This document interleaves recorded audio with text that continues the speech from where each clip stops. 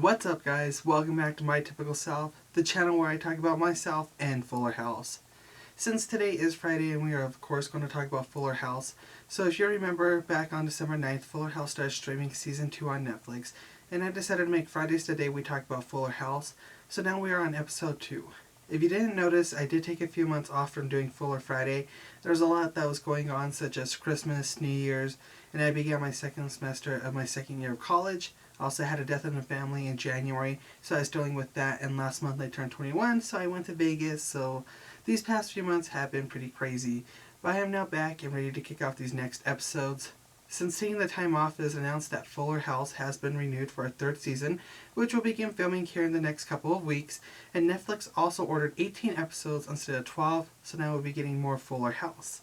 And Adam Hagenbuch, who plays Jimmy Gibbler, has been moved up to a series regular for the upcoming season. Now with that being said, let's talk about episode 2 called Mom Interference. In this episode, Stephanie doesn't want to go out with Jimmy.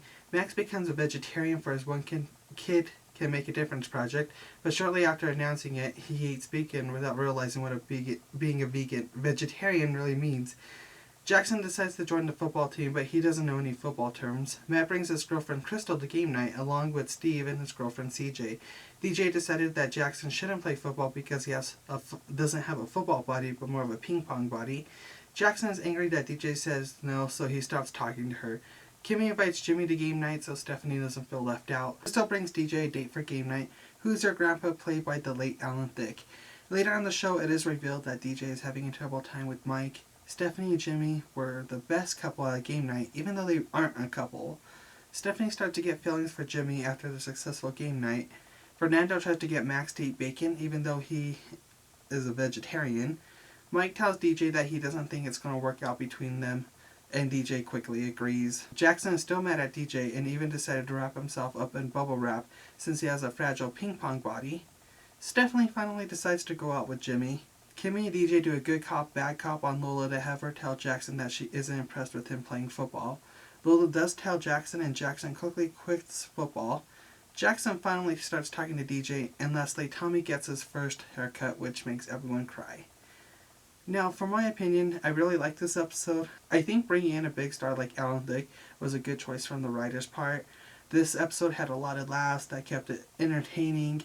I hope the writers decide to do the same thing with season 2.